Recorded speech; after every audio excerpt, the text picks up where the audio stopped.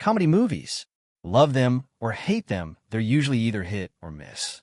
But today, I'm bringing you the top 10 comedies that really delivered the laughs. The ones you'll want to watch on repeat, no matter how many times you've seen them. Coming in at number 10, we have Horrible Bosses, the movie that perfectly captures the nightmare of working under the worst bosses imaginable. If you've ever wanted to quit your job in the most dramatic way possible, this flick is your fantasy come to life. The trio Nick, Dale, and Kurt are three friends stuck in soul-sucking jobs with some truly terrible bosses, and their wild plan to escape that misery leads to one hilarious disaster after another. What makes this movie click is the mix of dark humor and absurdity. You get Kevin Spacey as the creepily intimidating boss, Jennifer Aniston as the scary yet seductive dentist, and Colin Farrell being, well, let's just say he's unforgettable. And the chemistry between the three leads is spot on. They're like your buddies venting about work problems, but instead of just complaining, they hatch crazy plans that totally spiral out of control. Plus, it's packed with quotable lines and moments that'll have you laughing no matter how many times you watch it. It's the kind of movie that makes bad work days a little more bearable.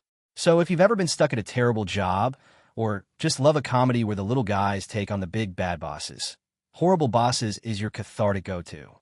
Coming in at number 9 is White Chicks, a comedy that's equal parts outrageous and unforgettable.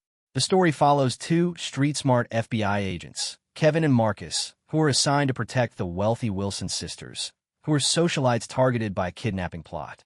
To do this, they go undercover, literally, by disguising themselves as the Wilson sisters. And the movie's comedy gold comes from watching these two guys awkwardly navigate the high society world while trying to keep their cover intact. The plot is a wild ride of awkward encounters, fashion disasters, and non-stop cringeworthy moments. And let's not forget Terry Crews as the hyper-energetic security guard Latrell, whose 1,000 Miles dance scene is now iconic. It's one of those moments that's burned into meme history and perfectly captures the movie's over-the-top spirit. The film's success isn't about subtle jokes or clever writing. It's about commitment to the absurdity, outrageous characters, and a plot that somehow ties all this craziness together. Sure, it's goofy and sometimes ridiculous, but that's exactly why White Chicks earned its place in comedy history. It's a wild ride that's impossible to forge. Landing at number 8 is Coming to America, Eddie Murphy's legendary comedy about a pampered African prince who's had enough of royal life and decides to find a bride who loves him for him and not his crown. Prince Akeem escapes his luxurious palace in Zamunda and heads to Queens, New York, with his loyal friend Semi, determined to live like a regular guy and find true love. The fish-out-of-water moments are hilarious, from navigating fast food joints to awkwardly blending into everyday life. Eddie Murphy's performance is a masterclass in versatility, playing not just Prince Akeem, but multiple memorable characters, each with their own hilarious quirks. There's also the hilarious moment when Akeem and Semi try to navigate the Queen's nightlife, and the awkwardness that comes with trying to keep their royal identities a secret while experiencing everyday struggles. What really makes Coming to America stand out is how it blends fairy tale charm with sharp social humor, poking fun at everything from class differences to American culture, all while delivering genuine warmth and romance.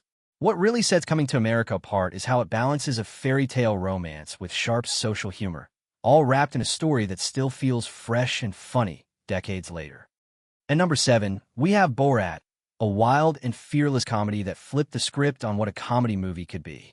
Sacha Baron Cohen plays Borat, a clueless and inappropriate journalist from Kazakhstan who's sent to America to learn about Western culture. But Borat isn't just a character. He's a social experiment in how people react when confronted with his outrageous behavior and bizarre worldview. What really sets Borat apart is the way it blends scripted comedy with real-life interactions. Many scenes are improvised with unsuspecting people who have no idea they're part of a comedy film. This mix of cringe and clever satire is what makes the movie so unforgettable. From Borat's ridiculous outfits and awkward attempts at romance, the film is packed with moments that are as uncomfortable as they are hilarious. The very nice catchphrase, the infamous dance scenes, and the outrageous cultural faux pas all became instant classics. But it wasn't just about laughs. Borat also used comedy to shine a light on serious social issues like racism, sexism, and xenophobia, often exposing people's true colors in the process. And of course, the film stirred up plenty of controversy, with some calling it offensive while others praised its bold satire. Love it or hate it, Borat changed the game for comedy and remains one of the most talked about and influential comedies of the 2000s. Where the Millers lands at number 6, a road trip comedy that's just the right mix of dumb, chaotic, and genuinely hilarious. The setup is already gold. David, a small-time dealer, gets roped into a major smuggling job after losing his stash. The plan? Rent an RV, create a fake family, and drive across the border like the most boring tourist imaginable. He recruits a stripper, a runaway teen, and the nerdiest kid in his building to pose as his wife and kids. So now you've got this bizarre, fake nuclear family, the Millers, who can barely tolerate each other, stuck in tight quarters with a van full of drugs. What follows is a mess of cartel trouble, awkward bonding, fake parenting, and some truly uncomfortable encounters, like getting caught up with that overly friendly couple at the RV park who might be trying to swing with them. It's weird. It's hilarious. And we have to mention that spider bite scene. It's disgusting, it's hilarious, and it's probably the moment everyone remembers most from the film. But what makes Where the Millers more than just a collection of outrageous gags is that somehow, this weird fake family actually starts to feel like a real one. It sneaks in a bit of heart, but never loses sight of what it is, a comedy built to make you laugh out loud, over and over. Bridesmaids takes the number 5 spot, a chaotic, awkward, and brutally honest look at friendship, adulthood, and everything that can go wrong in the lead-up to a wedding. Kristen Wiig stars as Annie, a woman whose life is slowly falling apart. Failed bakery, no money, questionable love life, and now she's expected to hold it together as maid of honor for her best friend's big day. What starts out as a typical bridal party setup quickly goes off the rails. There's tension, jealousy, and a full-on war with Helen, the rich, polished newcomer who's basically trying to replace Annie as best friend. The meltdown moments are legendary. That awkward plane scene, the over-the-top speeches, and of course, the infamous food poisoning disaster in the middle of an upscale bridal boutique. It's gross, it's chaotic, and it's comedy gold. Then there's Melissa McCarthy as Megan, who absolutely wrecks every scene she's in. She goes all in with physical comedy, wild one-liners, and a weird level of confidence that somehow makes her the most likable person in the group. What Bridesmaids nails is the balance. It's full of over-the-top moments, but it still hits real emotions too. It's about feeling stuck, feeling replaced, and trying to keep up when it feels like everyone else has it together. It's sharp, it's messy, and it blew up the idea that wedding comedies had to be clean or cutesy. Bridesmaids goes hard. And that's exactly why it still holds up. Coming in at number 4, Step Brothers. A movie so dumb, so loud, and so ridiculous that it somehow became one of the most quotable comedies of the last 20 years. Brennan and Dale, 2 fully grown, unemployed man-children who are forced to live together when their single parents get married. Neither of them has any interest in growing up, moving out, or acting like an actual adult. The entire movie is just pure chaos from the jump. They start as enemies, fighting over bunk beds, drum kits, and who's the bigger loser, but slowly evolve into best friends who bond over their mutual hatred for real responsibility. It's packed with unforgettable scenes like the bunk bed collapse, the "did we just become best friends" moment, and Dale burying Brenna alive after a fight in the front yard. The thing is, Step Brothers knows exactly what it is. It doesn't try to teach you a lesson or hit you with a dramatic arc. It's just 2 fully grown idiots screaming at each other, building a man cave, and turning nonsense into comedy gold. Farrell and Riley have perfect chemistry. You honestly believe they've known each other since kindergarten.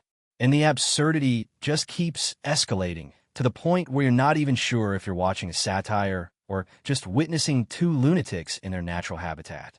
Step Brothers is loud, immature, and completely over the top. And that's exactly why it works. If you're not quoting it by the end, you probably didn't watch it right. Number 3 is 21 Jump Street, the movie that turned 2 totally mismatched cops going undercover at high school into an absolute comedy masterpiece. Jonah Hill and Channing Tatum, total opposites. Schmidt is the awkward, try-hard nerd, and Jenko is the all-American jock. Put them back in high school and watch the chaos unfold. The whole premise is genius. These grown men trying to relive their teenage years while secretly hunting down a new synthetic drug. But spoiler, they have zero clue what today's high school looks like. From awkward attempts to fit in, to accidentally outing themselves as cops. Every scene is loaded with hilarious misunderstandings and cringeworthy moments. Schmidt's desperate, cool kid act and Janko's cluelessness about modern slang create non-stop comedy gold. But 21 Jump Street isn't just about laughs. It cleverly pokes fun at high school cliches while delivering legit action scenes that keep the pace pumping, like the massive school brawl that turns the whole place upside down. Beyond the script, the chemistry between Hill and Tatum makes every joke land perfectly. Their dynamic, as frenemies forced to work together, is the heart of the movie. The film somehow manages to be both a sharp satire and a genuine buddy comedy, which is why it's still a fan favorite years later. If you haven't seen it, you're seriously missing out on one of the funniest, wildest rides in modern comedy. And number 2, it's The Hangover, the wild, unpredictable comedy that redefined bachelor party movies and turned Las Vegas into the ultimate playground for disaster. For guys out of Vegas for what's supposed to be an epic bachelor party. But when they wake up with zero memory of the night before and find Doug missing, the hunt to find him spirals into one of the funniest, craziest movie adventures ever. What makes The Hangover so unforgettable is how it throws you from one insane moment to the next.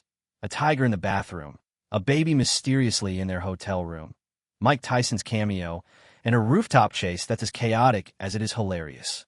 Alan steals every scene with his awkward confidence, bizarre behavior, and those deadpan one-liners. You either love him or you want to hide under a blanket. There's no in-between. The script is loaded with quotable moments, and it's not just the laughs. There's a real heart beneath all the madness, as the guys' friendship is tested and proven through their misadventures. The Hangover took a simple premise and turned it into an explosive mix of wild comedy, mystery, and pure Vegas insanity. It's the kind of movie where you're constantly guessing what the heck just happened, but loving every second of it. That's why it's not just a great comedy. It's a cultural phenomenon that set the bar for hilarious, R-rated movies for years to come. Topping the list at number 1 is Superbad, the ultimate coming-of-age comedy that's as hilarious as it is painfully relatable. It follows Seth and Evan, two socially awkward high school seniors desperate to make the most of their last days before graduation. Their goal? Score booze for a party and, hopefully, impress their crushes. But of course, nothing goes as planned. Between fake IDs, run-ins with the law, and an unforgettable night full of awkward encounters, Superbad perfectly captures the chaos and confusion of teenage life. What really sets this movie apart is its mix of raunchy humor and genuine heart. Jonah Hill and Michael Cera have incredible chemistry, making you root for these lovable losers even when they're making all the wrong decisions. And who could forget Christopher Mintz-Plasse as McLovin, the most iconic fake ID name in movie history. His awkward confidence steals every scene he's in. The dialogue is razor-sharp, packed with quotable lines that fans still shout back at the screen years later. From hilarious insults to awkward confessions, Superbad nails the awkwardness of teenage friendships like no other. But beyond the laughs, it's a story about friendship, growing up, and those bittersweet moments before everything changes. Superbad set the gold standard for modern teen comedies and remains one of the funniest, most endearing movies of the 2000s. And that's our list of the top 10 comedy movies. Did we nail it? Or did we miss a classic? Drop your top picks in the comments. I want to hear what comedy movies get you laughing the hardest. If you enjoyed the video, don't forget to like, subscribe. Thanks for watching, and stay tuned for more media rankings coming your way soon.